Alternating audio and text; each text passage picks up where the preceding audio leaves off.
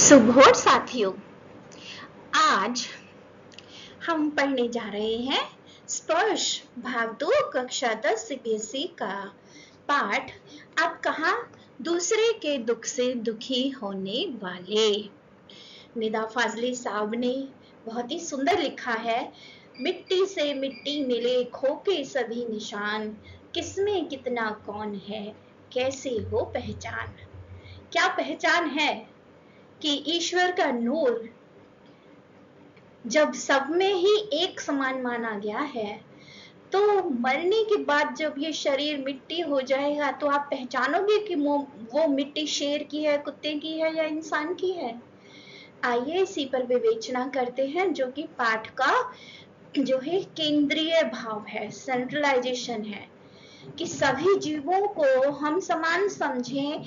ईश्वर ने इस पृथ्वी को सभी के रहने के योग्य बनाया है। ना केवल इंसान रह सकते, ना केवल जीव रह सकते, ना केवल वनस्पति जगत रह सकता, पेड़ पौधे सब एक दूसरे पर डिपेंड कर रहे हैं। तो एक चक्र है, जीवन चक्र है, और जो इसे खंडित करेगा अपने आप को खंडित करेगा, मिटा देगा।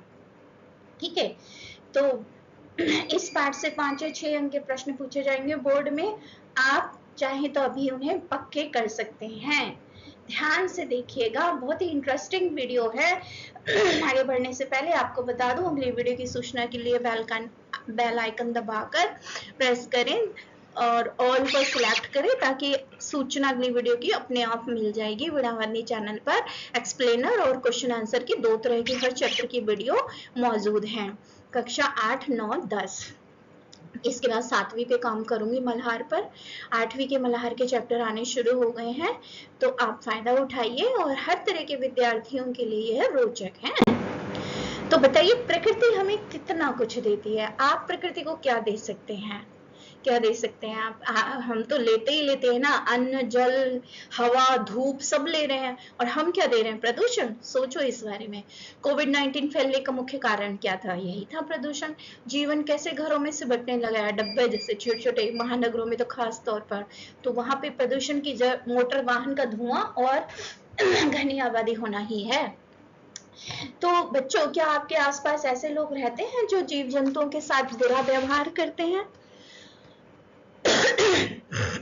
क्या आपने उन्हें टोका है, रोका है ना, संवेदना जगाई है? क्या आपने समुद्र तथा जंगल देखे हैं? उनकी 2 विशेषताएं बताइए। जैसे समुद्र अनंत गहरा होता है, अनंत जल राशि वाला होता है, जलधि वारिधि है ना, इनके पर्यायवाची है। शांत होता है, लेकिन जब अतिक्रमण हो तो ऊंची ऊंची लहरें भी उठा देता है। जलवायु परिवर्तन हो या घनी आबादी समुद्र के किनारे बसाने शुरू हो जाए, तो ऐसे 2 लोगों के बारे में बताइए जिन्होंने कभी किसी पशु पक्षी की मदद की हो। सुलेमान साहब हैं और सलीम साहब हैं, जगदीश चंद्र बसु हैं।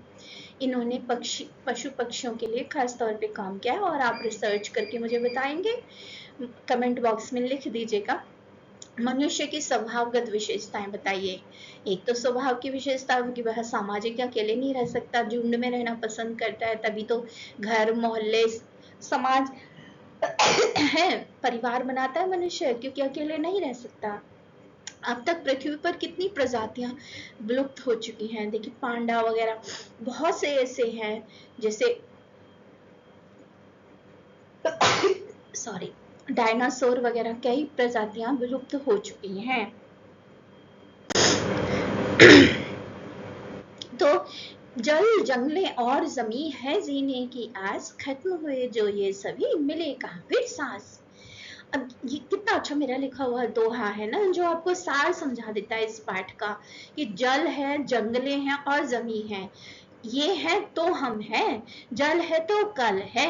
अगर ये खत्म हो गए, इनका संरक्षण नहीं हुआ, इनका हमने जिम्मेदारी पूर्वक दोहन और उपयोग नहीं किया, तो इनके अभाव में हम बर्बाद हो जाएंगे, जी ही नहीं सकते। आने वाली पीढ़ियों को हम क्या करेंगे? प्रदूषण भगाने के लिए आप क्या उपाय करते हैं? भाई, मैं तो नुक्कड़ नाटक कराती हूँ, पेड़ पौधे लगाती हूँ, मेरा अपना एक किचन गार्डन और टेरेस गार्डन है। आप क्या करते हैं? कम से कम अपने जन्मदिन पर एक पेड़ तो लगाइए, अपनी सोसाइटी में लगाइए, पार्क में लगाइए, अपने घर में गमलों में लगाइए, हरियाली बढ़ाइए, है ना।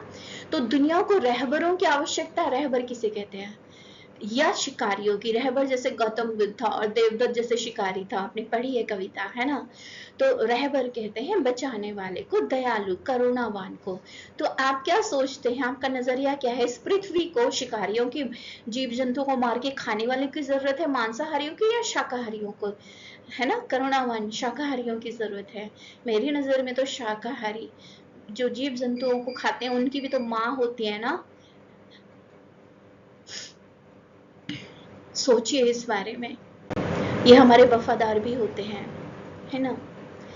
तो अब कहाँ दूसरे के दुख से दुखी होने वाली सोच। बच्चों, हम क्या चाहते हैं, हमारे माँ बाप क्या चाहते हैं कि यह धरती एक हरी भरी हो, पेड़ पौधे उगाने वाली हो, जिससे हमें अन्न जल वगैरह मिलता रहे। हरी भरी धरती हम चाहते हैं ना। और यही इस पाठ का उद्देश्य है, प्रदूषण मुक्त पृथ्वी। प्रेम करुणा और सहयोग से बनता है सुंदर संसार। आओ इसको नवजीवन दे हम एक सुनहरा आधार। यही पाठ का उद्देश्य है, प्रकृति को हम कैसे संरक्षित करें। ठीक है, इसी पाठ में हम सीखेंगे। आइए पढ़ते हैं। आप कहाँ दूसरे के दुख से दुखी होने वाले। सबसे पहले और विस्तार से देखिए, पाठ का उद्देश्य प्रकृति और मनुष्य का सह अस्तित्व है। सह अस्तित्व मतलब साथ साथ रहने वाले हैं। यह समझना कि धरती पर सभी जीव जंतु माँ का अधिकार है, जीव जंतुओं का समान अधिकार है। संवेदनशीलता का पुनर्जागरण, पशु पक्षियों और अन्य जीवों के प्रति प्रेम और करुणा की भावना जगाना, स्वार्थ और लालच का त्याग, बढ़ते मानवीय स्वार्थ और पर्यावरण विनाश के प्रति सचेत करना। और देखिए इस पाठ का माइंड मैप कितना ब्यूटीफुल है। पाठ परिचय, पाठ परिचय में हम सीखेंगे परिवर्तनशील, ठीक है, और मानवीय संवेदनाओं में कमी, स्वार्थ और संवेदनशीलता, अतीत की महानता, प्रकृति के प्रति संवेदनशीलता। पाठ के कीवर्ड्स क्या हैं, संवेदना, मानवीयता, करुणा, स्वार्थपरता, अतीत, प्रकृति, किनारा, प्रेम। मैं तो भैया जब भी पढ़ाती हूँ मेरा उसूल है कि ये जो कीवर्ड्स हैं, पाठ के कठिन शब्द शब्दार्थ कॉपी में हमेशा लिखवाती हूँ, क्योंकि लिखने से हमें दिमाग में बैठ जाता है, याद हो जाता है आसानी से। किताब में दिए हुए हैं, कुछ लोग सोचते हैं किताब में दिए हुए हैं कॉपी में क्यों लिखें, वो नादान नहीं जानते कि भाषा शिक्षण का एक रूल है लिखना। अगर आप लिखेंगे नहीं तो आपको शब्द और वाक्यों की पहचान हो ही नहीं सकती है। दूसरों के प्रति संवेदनशीलता, पारिस्थितिकी संतुलन, इकोलॉजी हम इसमें पढ़ेंगे। बदलते समय की चिंता पढ़ेंगे। प्रेम और सद्भाव का संदेश पढ़ेंगे, जो कि इस पाठ का मुख्य भाव है। संरक्षण से समृद्धि, एक पाठ का संदेश ले लीजिए, याद कर लीजिए कि लाइन, संरक्षण से समृद्धि और विनाश से तबाही। हमारी धरती के दो हिस्से कर लीजिए, एक है पानी वाली हरियाली वाली और एक है सूखी मरुस्थल वाली। किस पे रहना पसंद करेंगे। आज दुनिया में हथियारों की होड़ लगी है। आप जानते हैं महाभारत काल में ऑस्ट्रेलिया भारत के समीप ही था, इतने समीप के जैसे श्रीलंका है, थोड़ी दूरी था, कुछ किलोमीटर दूर। लेकिन यहाँ पे पांडवों के और कौरवों के विनाशकारी एटॉमिक हथियार, जो ब्रह्मास्त्र वगैरह है ना, ये परमाणु बम थे उस जमाने के, वो सब वहाँ। ऑस्ट्रेलिया का प्राचीन नाम था, वैदिक काल में आया है अस्त्रालय। अस्त्रालय मतलब जहां अस्त्र रखे जाएं, अस्त्र शस्त्र विनाशकारी। मनुष्य से दूर रहते थे वो थोड़ा, क्योंकि कभी भी फट सकते हैं, विनाश कर सकता है, रेगिस्तान बना सकता है, पृथ्वी को डुबो सकता है, सुनामी ला सकते हैं वो हथियार। परमाणु बम, एटम बम जैसे ब्रह्मास्त्र रखे रहते थे कौरवों और पांडवों के वहां पर। बाद में क्या हुआ कि वो ब्रह्मास्त्र चले या हथियार चले परमाणु, लाइक दैट एटम बम, परमाणु बम, वह ऑस्ट्रेलिया डूब गया और दूर चला गया भारत से, कितने सौ हजारों किलोमीटर अब तो दूर है। और उसकी निशानी ये है कि लोग सवाल उठाते हैं, आप जाइए, ऑस्ट्रेलिया ऐसा महाद्वीप है जहां उसके किनारे किनारे हरियाली है, बीच में वो मरुस्थल है, सूखा है एकदम। वह सब विनाशकारी परमाणु हथियारों के कारण हुआ है, क्योंकि खतरनाक हथियार वहां रखे जाते थे और अस्त्रालय ही बिगड़ बिगड़ के अपभ्रंश होके ऑस्ट्रेलिया बन गया। लेखक परिचय पढ़ेंगे, फिर हम पाठ के मुख्य 3 विचार याद कर लीजिए। संवेदनहीनता का बढ़ता प्रभाव, अतीत और प्रकृति का गहरा संबंध, मानवीय मूल्यों में गिरावट, और फिर भाषा शैली लेखक की कैसी रही है, सरल भावात्मक, उर्दू फारसी शब्दों का मेल, निदा फाजली नाम से ही पता चल रहा है ये मुस्लिम समुदाय से हैं, उर्दू पर इनका अधिकार है, संवादात्मकता शैली, डायलॉग वाली शैली है जैसे बातचीत कर रहे हो, अलंकारिक और प्रतीकात्मक भाषा का प्रयोग हुआ है।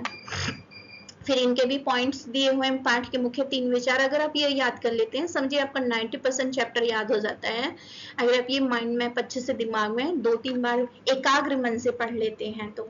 रट्टे लगाने को मैं नहीं कहती हूँ, मैं तो बस फोकस करने को कहती हूँ। फोकस करके आप 2-3 बार इसे पढ़ लीजिए, 90% आपका चैप्टर तैयार हो जाएगा और हर प्रश्न का उत्तर इन कीवर्ड्स के माध्यम से आप बना सकते हो। ये ट्रिक है आज की। अब आइए निदा फाजली साहब का हम परिचय देखते हैं। इनका जन्म जो है 12 अक्टूबर 1938 को दिल्ली में हुआ था। बचपन में ग्वालियर में बीता इनका। निदा फाजली उर्दू की 60वीं पीढ़ी के महत्वपूर्ण कवि माने जाते हैं। आम बोलचाल की भाषा में और सरलता से किसी के भी दिलो दिमाग में घर सके ऐसी कविता करने में इन्हें महारत हासिल है। वही निदा फाजली अपनी गद्य रचनाओं में शेरो शायरी पिरोकर बहुत कुछ को थोड़े में कह देने के मामले में अपनी किस्म के अकेले गद्यकार हैं। निदा फाजली की लफ्जों का पुल नामक कविता की पहली पुस्तक आई। शायरी की किताब खोया हुआ सा के लिए 1999 में साहित्य अकादमी पुरस्कार से सम्मानित निदा फाजली की आत्मकथा का पहला भाग दीवारों के बीच और दूसरा दीवारों के पार शीर्षक से प्रकाशित हो चुका है। इन दिनों फिल्म उद्योग से संबंध है और यहाँ तमाशा मेरे आगे किताब में संकलित एक अंश प्रस्तुत है। तो ये पाठ कहाँ से लिया गया, उनकी कौन सी किताब से, यहाँ तमाशा मेरे आगे, इस पाठ से ये लिया गया है। ठीक है, तो ये फिल्म उद्योग से भी जुड़ी हुई पर्सनैलिटी है। तो लेखक निदा फाजली का परिचय आपने देखा। अब आइए हम इनके बारे में पढ़ते हैं। सार जो इस पाठ में है मोटे तौर पर मूल भाव है ना, अगर आप इसे भी याद कर लेंगे तो आपके बहुत सारे कई सारे प्रश्न तैयार हो जाएंगे। लेखक निदा फाजली का यह पाठ आज के बदलते समाज की संवेदनशीलता पर गहरी चोट करता है। ठीक है, कभी इंसान दूसरों के दुख से दुखी हो जाता था, उनके आंसू देखकर उसका दिल पसीज जाता था, लेकिन आज स्वार्थ और भौतिकवाद की दौड़ में लोग इतने व्यस्त हो गए हैं कि उन्हें किसी और के दुख दर्द से कोई सरोकार नहीं रह गया है। अब ना तो किसी के गिरने पर मदद के लिए हाथ बढ़ते हैं और ना ही किसी के आंसू पहुंचने की फुर्सत है। रिश्ते भी अब स्वार्थ पर टिके हैं और इंसानियत पीछे छूटती जा रही है। इस पाठ में लेखक ने इसी उदासीनता पर चिंता व्यक्त करते हुए इंसान को फिर से संवेदनशील, दयालु और सहानुभूतिपूर्ण बनने की प्रेरणा दी है ताकि समाज में प्रेम, करुणा और भाईचारा लौट सके। पाठ का संदेश है कि अगर हम दूसरों के दुख में दुखी होना छोड़ देंगे तो इंसानियत ही समाप्त हो जाएगी। ह्यूमैनिटी कहाँ रहेगी, मानवता कहाँ रहेगी। अगर हम करुणावान हैं, अगर हम पोलाइट हैं, विनम्र हैं, अगर हम दूसरों के लिए सोचते हैं, अगर हमारे आंसू बहते हैं किसी के दुख पर, तो समझिए हम इंसान हैं। इसलिए अपने हृदय को कोमल बनाए रखना चाहिए और एक बेहतर मानवीय समाज के निर्माण में योगदान देना चाहिए। एक पत्थर में और आपके हृदय में फर्क कोमलता का ही है। तो इतिहास के पन्नों से करुणा के 3 रूप कौन से आए हैं इस चैप्टर में। भाई सुलेमान का प्रसंग आया है जो पशु पक्षियों की भाषा के ज्ञाता थे। चींटियों को घोड़े की टापों से बचाया उन्होंने। घबराओ नहीं, मैं किसी के लिए मुसीबत नहीं हूँ, सबके लिए मोहब्बत हूँ, जब वो ये कहते हैं।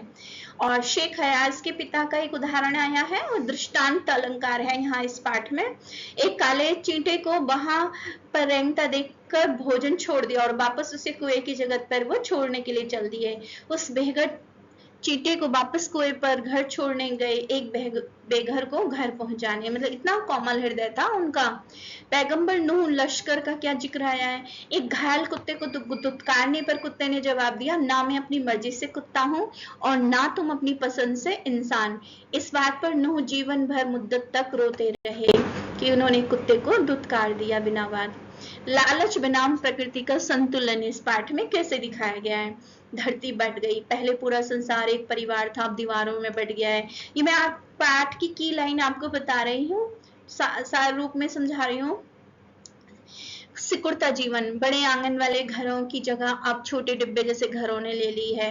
और मानवीय लालच कैसे उभरा है, बेघर होते जीव, बढ़ती आबादी और बिल्डरों के लालच ने समुद्र को पीछे धकेल दिया है और जंगलों को काट दिया है। पक्षियों और जानवरों को बस्तियों से भागना पड़ा है, उनका घर छिन गया है। प्रकृति का क्रोध कैसे उभरा, जब समुद्र को गुस्सा आया।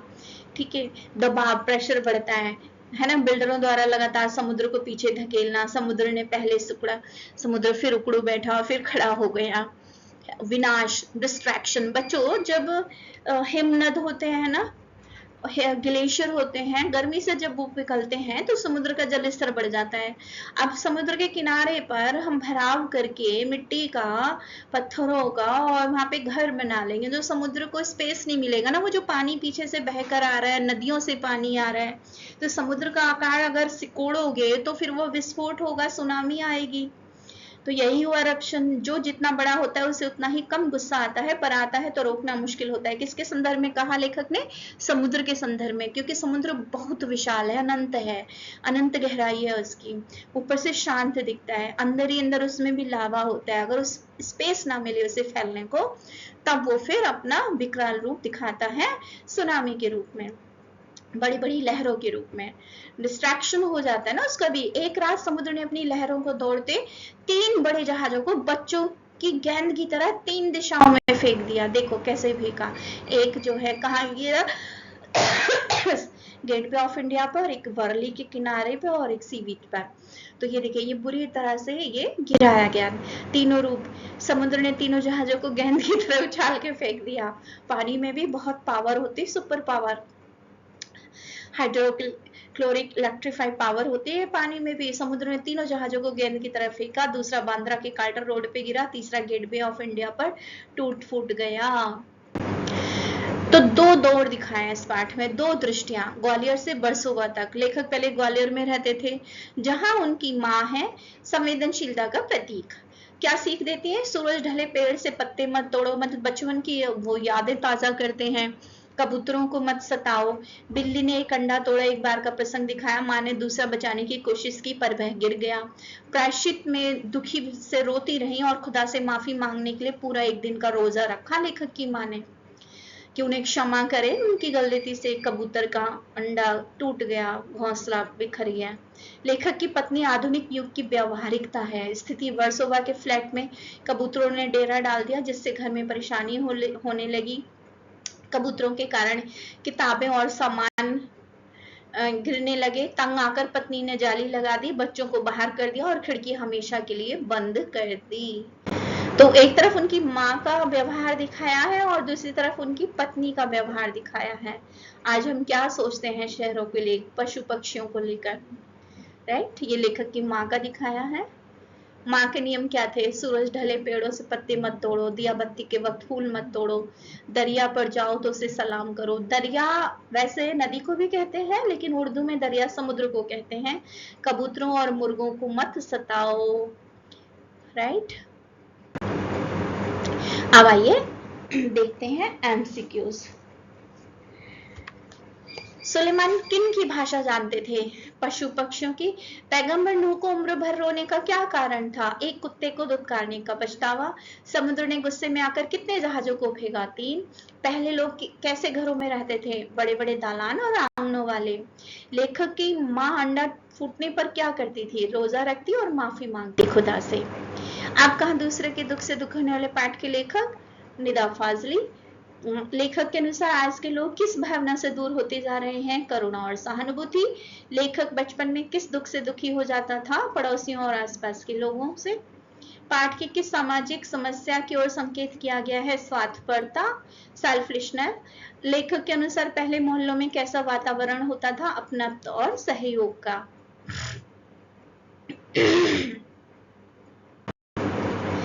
अब कहा दूसरे के दुख से दुखी होने वाले। पाठ का मुख्य उद्देश्य क्या है, विज्ञान का महत्व बताना, समाज की संवेदनशीलता दिखाना, या फिर शिक्षा का प्रचार करना। सही उत्तर समाज की संवेदनहीनता। लेखक ने पुराने समय की किस विशेषता को श्रेष्ठ बताया है? मानवीय संवेदन, संबंध और आत्मीयता। पाठ के अनुसार आज मनुष्य किस प्रकार अकेला होता जा रहा है? स्वार्थ और व्यस्तता। लेखक ने समाज में किस मूल्य को पुनः अपनाने की प्रेरणा दी है? करुणा और भाईचारा। दूसरे के दुख से दुखी होना क्या दर्शाता है? संवेदनशीलता। आप देखिए प्रश्नावली जो पाठ्य पुस्तक में आपके आए हैं, बड़े बड़े बिल्डर समुद्रों को पीछे क्यों धकेल रहे थे? बड़े बड़े बिल्डर समुद्र की जमीन हथियाने के लिए उसे पीछे धकेल रहे थे ताकि वे ऊंची ऊंची इमारतें और बस्तियां बसा सकें। लेखक का घर किस शहर में था? लेखक का घर मुंबई वर्सोवा इलाके में था। जीवन कैसे घरों में सिमटने लगा है? पहले लोग बड़े बड़े दलानों आंगनों में मिलजुल कर रहते थे, लेकिन अब जीवन छोटे छोटे डिब्बे जैसे घरों में सिमटने लगा है। कबूतर परेशानी में इधर उधर क्यों फड़फड़ा रहे थे? कबूतर अपने अंडों के टूटने के दुख और परेशानी में इधर उधर फड़फड़ा रहे थे। एक अंडा बिल्ली ने तोड़ दिया था, दूसरा उन्हें बचाने की कोशिश में लेखक की मां के हाथ से टूटकर गिर गया था। देखिए एनालाइज किया गया है। ग्वालियर के घर में रोशनदान थे जहां पक्षी आसानी से घोंसला बनाते थे। मुंबई में जंगल काटकर बस्तियां बन गई जिससे पक्षी बेघर हो गए। महत्वपूर्ण प्रश्न सीवीक्यूज और हॉट्स देखिए। अरब में लश्कर को नूह के नाम से क्यों याद करते हैं? नूह का असली नाम लश्कर था। एक बार उन्होंने एक घायल कुत्ते को धुतकार दिया था। कुत्ते के इस जवाब पर कि सबको बनाने वाला ईश्वर एक है, उन्हें गहरा पछतावा हुआ और वे जीवन भर रोते रहे, इसलिए उन्हें नूह रोने वाला कहा गया। प्रश्न 2, बढ़ती हुई आबादी का पर्यावरण पर क्या प्रभाव पड़ा? समुद्र सिकुड़ रहा है, जंगल कट रहे हैं, पशु पक्षी बेघर हो रहे हैं, मौसम में असंतुलन आ गया है, बेवक्त की बरसात, जलजले, भूकंप, तूफान और नए नए रोग इसी के परिणाम हैं। इसी कारण मतलब बीमारियां फैल रही हैं। अब आइए लिखित के प्रश्न उत्तर देखते हैं बच्चों। अरब में लश्कर को नूह के नाम से क्यों याद करते हैं? अक्सर बोर्ड में पूछा जाता है ये प्रश्न। तो लश्कर का असली नाम लश्कर था, लेकिन उन्होंने घायल कुत्ते को दुत्कार दिया था। कुत्ते के मर्मस्पर्शी जवाब के बाद ये अपनी उस गलती पर उम्र भर रोते रहे। नूह का अर्थ है बहुत रोने वाला, इसलिए अरब में उन्हें इस लक़ब यानी कि उपाधि से याद किया जाता है। लश्कर का अर्थ पैगंबर है, जहां पर वहां लश्कर का अर्थ सेना की टुकड़ी भी होता है, कारवां भी होता है। गले में क्या हो गया आज? लेखक की मां किस समय पेड़ों के पत्ते तोड़ने के लिए मना करती थी और क्यों? लेखक की मां सूरज ढलने शाम के बाद पेड़ों के पत्ते तोड़ने के लिए मना करती थी। उनका मानना था कि यदि उस समय पत्ते तोड़े जाएंगे तो पेड़ रोएंगे और बद्दुआ देंगे। वे प्रकृति के प्रति अत्यंत संवेदनशील थी। अध्यापिका की सीख। अब खास पॉइंट देखिए कि पेज नंबर 114 के प्रश्न पाठ की आधारभूत समझ के लिए तो बहुत महत्वपूर्ण है। यह पाठ हमें यह सिखाता है कि जिस प्रकार हम अपने घर के लिए चिंतित रहते हैं, उसी प्रकार पशु पक्षियों के प्रति हमें दया रखनी चाहिए। आप ये पढ़िए और चिंतन करिए। जब तक आपके थॉट प्रोसेसर माइंड में नहीं चलेगा, चिंतन नहीं आएगा, आपको ये क्वेश्चन आंसर याद नहीं होंगे। जिस दिन आप सोचना शुरू कर दोगे इनके बारे में, पढ़ने के बाद सोचो, विचार करो उस पर थोड़ी देर, आपने क्या सीखा इस पाठ से, तत्काल आपको ऐसे याद होंगे, फिर कभी आप भूलोगे ही नहीं। प्रकृति में आए असंतुलन का क्या परिणाम हुआ? प्रकृति में आए असंतुलन के कारण मनुष्य मौसम बिगड़ गया, इस है ना। तो इसके परिणाम स्वरूप गर्मी में अत्यधिक गर्मी पड़ती है, बेवक्त की बरसातें होती हैं और भूकंप, जलजले, बाढ़, सैलाब, तूफान व नित नए रोगों का सामना करना पड़ रहा है। लेखक की मां ने पूरे दिन का रोजा क्यों रखा? कबूतर के एक अंडे को बिल्ली ने तोड़ दिया था। लेखक की मां ने जब दूसरे अंडे को बचाने की कोशिश की तो वह उन्हीं के हाथ से टूटकर गिर गया। इस गुनाह के लिए पश्चाताप करने और खुदा से माफी मांगने के लिए उन्होंने पूरे दिन का रोजा रखा। तो ये प्रश्न आया है कई बार। लेखक ने ग्वालियर से बंबई तक किन बदलावों को महसूस किया? पाठ के आधार पर स्पष्ट कीजिए। तो लेखक ने महसूस किया कि पहले वर्सोवा में दूर दूर तक जंगल, पेड़ और पशु पक्षी थे। अब वह समुद्र के किनारे पर एक लंबी चौड़ी बस्ती बन गई है जिसने हजारों पशु पक्षियों के घर छीन लिए हैं। अब वहां संवेदनाओं की कमी होती है। डेरा डालने से आप क्या समझते हैं? डेरा डालने का अर्थ है अस्थायी रूप से ठहरना या पड़ाव डालना। पाठ के संदर्भ में जब पेड़ों और जंगलों को काटकर बस्तियां बसा दी गईं, तो बेघर हुए पक्षियों ने मजबूरी में शहरों की इमारतों और फ्लैटों में जहां तहां अपनी जगह बना ली। राइट, बाकी तो आप ये पढ़ चुके हैं। बढ़ती हुई आबादी का पर्यावरण पर क्या प्रभाव पड़ा? तो बढ़ती हुई आबादी का पर्यावरण पर यह प्रभाव पड़ा कि संतुलन को पूरी तरह से बिगाड़ दिया है। इंसानों ने अपनी जरूरतों के लिए समुद्र को पीछे धकेलना, जंगलों को काटना और पशु पक्षियों को उनकी बस्तियों से बेदखल करना शुरू कर दिया है। इसका भयानक परिणाम यह हुआ कि अब गर्मी में अधिक गर्मी पड़ती है, बेवक्त की बरसातें होती हैं, भूकंप, जलजले, बाढ़, सैलाब व तूफानों जैसी प्राकृतिक आपदाएं आम हो गई हैं। प्रदूषण के कारण हजारों पक्षी बेघर हो गए हैं और वातावरण में विनाश लीला बढ़ गई है। ठीक है, तो बाकी तो समुद्र के गुस्से की क्या वजह थी, उसने अपना गुस्सा कैसे निकाला, ये भी अक्सर पूछा जाता है। तो समुद्र के गुस्से की वजह थी बिल्डरों का लालच, जो लगातार समुद्र को पीछे धकेल कर उसकी जमीन हथिया रहे थे। इससे समुद्र का अस्तित्व सिमटता जा रहा था। जब उसके पास खड़े रहने की जगह भी कम पड़ गई तो उसे गुस्सा आ गया। उसने एक रात अपना गुस्सा निकालते हुए अपनी लहरों पर दौड़ते 3 बड़े जहाजों को बच्चों की गेंद की तरह 3 अलग अलग दिशाओं में फेंक दिया। एक बर्ली के किनारे, दूसरा बांद्रा की कार्टर रोड पर और तीसरा gateway of India. Barley, Bandra, gateway. धरती प्रकृति ने सभी जीवधारियों के लिए साझा बनाई, पर मानव इसे अपनी जागीर बना बैठा। मतलब सोचा कि मेरा ही हक है और किसी का नहीं है रहने का। एक इम्पोर्टेंट प्रश्न है कि मट्टी से मिट्टी मिले खो के सभी निशान, किसमें कितना कौन है, कैसे हो पहचान। आशय क्या है इसका? तो निदा फाजली साहब का अब कहाँ दूसरे के दुख से दुखी होने वाले पाठ की इस पंक्ति का आशय है कि लेखक समझाना चाहता है कि संसार के सभी जीव एक ही मिट्टी, एक ही तत्व से बने हैं, परंतु मृत्यु के पश्चात अंततः सबको इस मिट्टी में मिल जाना है, फिर भी हम भेदभाव करते हैं।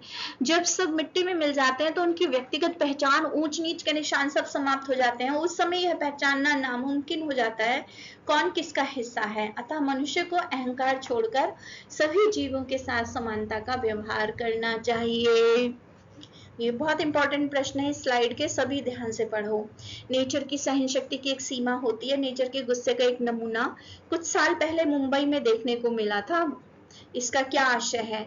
तो लेखक निदा फाजली का आशय है कि मनुष्य जब अपनी सीमाओं को लांघकर प्रकृति के साथ अत्यधिक छेड़छाड़ करता है तो प्रकृति उसे सहन करती है, लेकिन एक सीमा तक। जब वह सहन शक्ति खत्म हो जाती है तो प्रकृति विनाशकारी रूप धारण करती है। मुंबई में आया समुद्री तूफान, जिसे बड़े बड़े जहाजों को तिनके की तरह फेंक दिया, इसी मानवीय हस्तक्षेप के विरुद्ध प्रकृति की चेतावनी ने कहा है कि मुहावरे पूछेगा और सरल संयुक्त मिश्र वाक्य भी पूछेगा। जो भी व्याकरण है पाठों के बीच में से आएगी। घर करना, प्रभाव डालना या दिल जीतना। लेखक की भाषा ऐसी है कि जो किसी के भी दिलो दिमाग में घर कर जाती है। बेघर करना, आश्रय छीन लेना। शेख हयाज के पिता ने महसूस किया कि उन्होंने एक चींटे को बेघर कर दिया है। औंधे मुंह गिरना, बुरी तरह गिरना या परास्त होना। समुद्र के गुस्से ने एक जहाज को कार्टर रोड के सामने औंधे मुंह पटक दिया, या पतंग उड़ाते समय छोटा भाई औंधे मुंह गिरा। आंखों में आंसू आना, बहुत दुखी और भावुक होना। कबूतरों की आंखों में दुख देखकर लेखक की मां की आंखों में आंसू आ गए। डेरा डालना, अस्थायी पड़ाव डालना। पक्षियों ने इमारतों में जहां तहां डेरा डाल लिया है। अब सरल संयुक्त मिश्र। लेखक का बचपन ग्वालियर में बीता। सरल वाक्य। पहले पूरा संसार एक परिवार के समान था, लेकिन अब यह टुकड़ों में बट गया। संयुक्त वाक्य। जब समुद्र को गुस्सा आया तब उसने तीनों जहाजों को फेंक दिया। मिश्र वाक्य। शेख हयाज के पिता कुएं से नहा कर लौटे।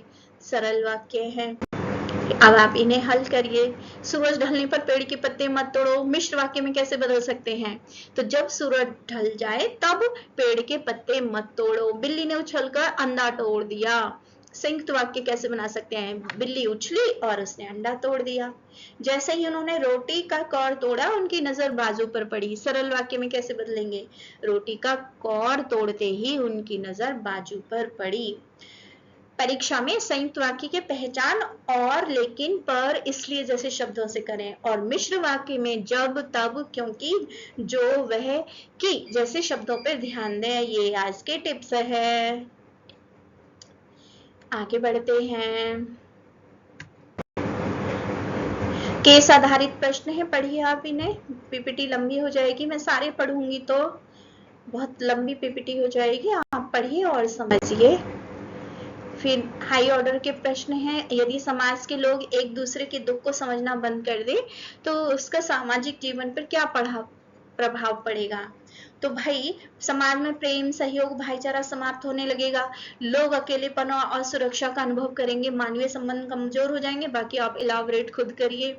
मूल्य आधारित प्रश्न। लेखक ने पुराने समय के लोगों को आज के लोगों से बेहतर क्यों माना है? क्योंकि पुराने समय में लोगों के बीच आत्मीयता, अपनापन और सहानुभूति अधिक थी। वे दूसरों के दुख में सहभागी बनते थे और सहायता के लिए तत्पर रहते थे। फिर इसी तरह से जीवन कौशल आधारित प्रश्न। आप अपने विद्यालय या मोहल्ले में दूसरों के दुख को कम करने के लिए कौन से 2 कार्य कर सकते हैं? जरूरतमंद लोगों की सहायता कर सकते हैं। दुखी अकेले व्यक्ति को सांत्वना और सहयोग दे सकते हैं। भाई इसमें सतत विकास मूल्य है ना, SDG गोल्स भी बहुत सारे जोड़ रहे हैं। भूखमरी वाला जोड़ रहा है, प्रदूषण जलवायु वाला जोड़ रहा है। 3-4 इसमें गोल जुड़ रहे हैं। कथन और कारण का प्रश्न। आज के समाज में लोगों के बीच आत्मीयता कम होती जा रही है। लोग अपने स्वार्थ और व्यस्त जीवन में अधिक उलझ गए हैं। बताइए दोनों सही हैं या दोनों गलत हैं? तो ए उत्तर सही है कि कथन और कारण दोनों सत्य हैं। कारण कथन की सही व्याख्या करता है। अगला पढ़िए ये और समझिए। लेखक पुराने समय के लोगों को अधिक संवेदनशील मानता है। पहले के लोग दूसरों के सुख दुख में भागी बनते थे। बिल्कुल ए उत्तर इसका सही है। फिर RTC है, पठित गद्यांश आधारित प्रश्नोत्तर। आपको पता ही है 5 अंक का CBSE पूछता है और इसमें MCQs आते हैं। आप पढ़िए इसे और समझिए।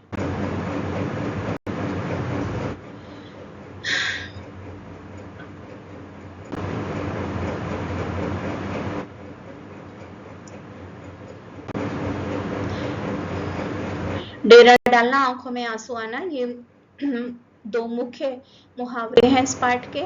फिर देखिए शब्द अर्थ। जलजले, सैलाब, मजार, अजान, अंजुमन, लश्कर, भूकंप, ये इनके अर्थ हैं। दूसरी तरफ बाढ़, दरगाह, नमाज का मुलावा, सभा, महफिल, सेना। समझ आ जाए, इंग्लिश में भी दिए हैं। अब देखिए कोर मैसेज क्या है, पाठ का मूल संदेश। वसुधैव कुटुंबकम और पारिस्थितिकीय यानी कि इकोलॉजिकल सेंसिटिविटी, संवेदनशीलता बढ़ाना। यह धरती केवल मनुष्य की जागीर नहीं है, इस पर सभी जीवों का समान अधिकार है। प्रकृति की सहनशक्ति की एक सीमा होती है। यदि हम प्रकृति से छेड़छाड़ करेंगे तो विनाश निश्चित है। हमें अपने भीतर अन्य जीवों के प्रति करुणा, प्रेम और सहिष्णुता, टॉलरेंस वापस लानी होगी। अब ट्रिकिंग टिप्स के साथ आओ एक बार सभी बिंदु दोहरा लें। मुझे बताओ आपने क्या क्या सीखा इस पाठ से? हाँ, आपने ये सब चीजें जान ली है ना। संवेदनशीलता का प्रभाव, अतीत और प्रकृति का गहरा संबंध, मानवीय मूल्यों में गिरावट और संदेश कि हमें प्रदूषण नहीं फैलाना है, अपनी धरती को हरी भरी बनाए रखना है, प्रदूषण मुक्त बनाए रखना है। राइट। महाभारत में भी देखिए इस पाठ में कुत्ते का कितना रोचक प्रसंग आया है।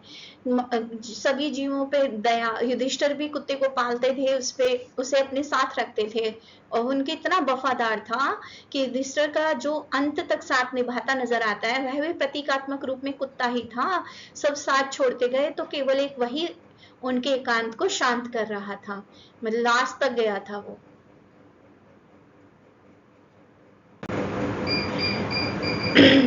इस पाठ का विश्लेषण इन बिंदुओं में हम पूछ सकते हैं आपसे।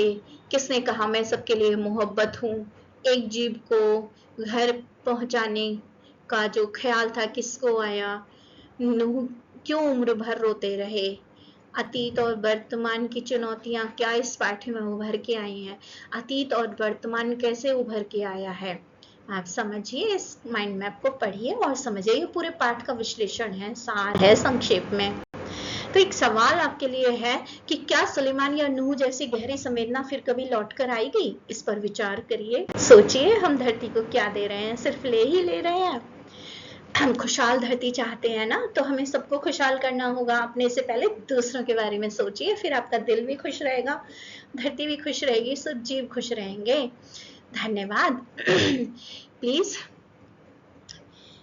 Subscribe Veenavadini channel, like share and comment. पसंद आई हो वीडियो तो कमेंट करके बताएं। यहाँ आपको मिलेंगे एक्सप्लेनर और question answer, NCERT solution, trick and tips के साथ। शुभ दिवस।